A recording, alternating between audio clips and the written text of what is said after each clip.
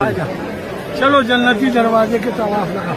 جنتی دروازہ ہے خواجہ صاحب کا، جو دروازے سے نکلے گا وہ جنتی ہو جائے گا. خواجہ کی دعا ہے اس پہ، جو خواجہ کے جنتی دروازے سے گزرے گا اس کے تمام گناہ معاف ہو جائیں گے.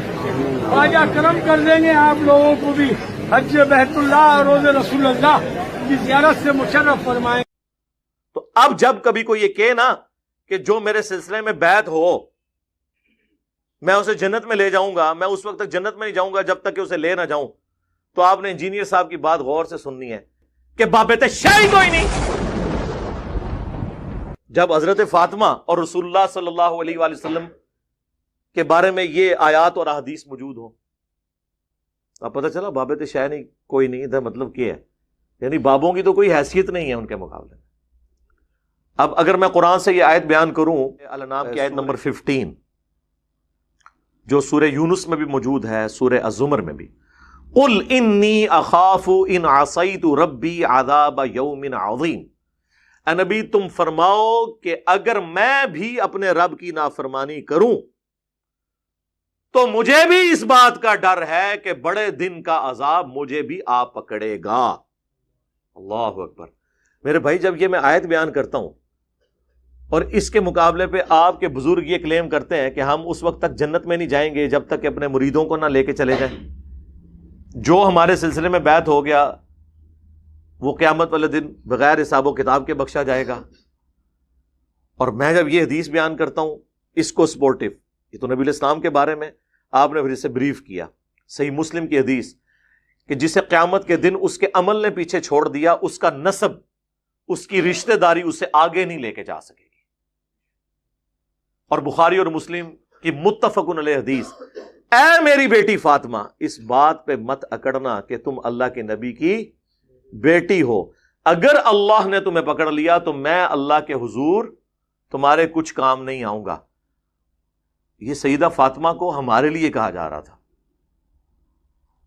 وہ تو بخاری مسلم میں آیا جنتی عورتوں کی سردار ہیں، لیکن ان کو یہ بات کر کے امت کو بتائی جا رہی تھی کہ جب فاطمہ کا یہ سٹیٹس ہے اور اس کے بارے میں اللہ کا محبوب صلی اللہ علیہ وآلہ وسلم ہونے کے باوجود یہ کہہ رہا ہوں. چلو جنتی دروازے کے طواف لگا. جنتی دروازہ ہے خواجہ صاحب کا، جو دروازے سے نکلے گا وہ جنتی ہو جائے گا. خواجہ کی دعا ہے اس پہ، جو خواجہ کے جنتی دروازے سے گزرے گا اس کے تمام گناہ معاف ہو جائیں گے. خواجہ کرم کر دیں گے آپ لوگوں کو بھی حج بیت اللہ اور روز رسول اللہ کی زیارت سے مشرف فرمائیں. تو اب جب کبھی کوئی یہ کہے نا کہ جو میرے سلسلے میں بیعت ہو میں اسے جنت میں لے جاؤں گا، میں اس وقت تک جنت میں نہیں جاؤں گا جب تک کہ اسے لے نہ جاؤں، تو آپ نے انجینئر صاحب کی بات غور سے سننی ہے کہ بابت شاہی کوئی نہیں. جب حضرت فاطمہ اور رسول اللہ صلی اللہ علیہ وآلہ وسلم کے بارے میں یہ آیات اور احادیث موجود ہوں، اب پتہ چلا بابت شاہی نہیں کوئی نہیں، ادھر مطلب کیا ہے، یعنی بابوں کی تو کوئی حیثیت نہیں ہے ان کے مقابلے میں. عیسیٰ ابن مریم کے بارے میں سورۃ المائدہ میں آیا کہ عیسیٰ ابن مریم تو نہیں تھے مگر ایک رسول، اور ان کی ماں ایک سچی عورت تھی، اور وہ دونوں کھانا کھایا کرتے تھے، یعنی وہ روٹی کے محتاج تھے. روٹی کا محتاج کون ہوتا ہے؟ جو مخلوق ہو.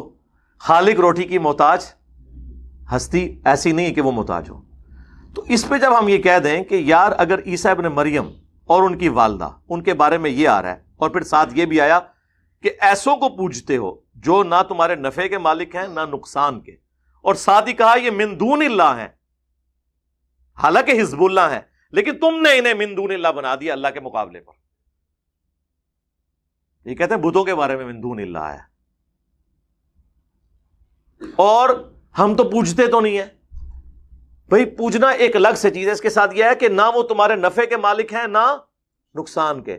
تو پھر ہم اس پہ کیوں نہ بولیں کہ اگر اولو العزم پیغمبر 5 جو سورۃ الاحزاب اور سورہ الشورى میں آئے، محمد رسول اللہ صلی اللہ علیہ وآلہ وسلم، ابراہیم خلیل اللہ، موسیٰ کلیم اللہ، عیسیٰ روح اللہ اور نوح علیہ السلام، یہ 5 اولو العزم پیغمبر، ان میں سے ایک عیسیٰ ابن مریم اور ان کی ماں صدیقہ کہہ دیا اللہ تعالیٰ نے ان کو. اور صدیق سب سے بڑا درجہ ہوتا ہے انبیاء کے بعد، اولیاء کی سردار۔ اگر عیسیٰ اور ان کی ماں کھانے کے محتاج ہیں، اللہ کے مقابلے پہ اگر آپ انہیں کھڑا کریں گے تو وہ من دون اللہ ہیں، اور وہ دونوں آپ کے نفع اور نقصان کے مالک ہی نہیں ہیں، تو بابت شاہی کوئی نہیں، ٹھیک ہے نا؟ تو یہ ایبسولوٹلی جملہ نہیں بولا جاتا، ریلیٹیولی بولا جاتا ہے۔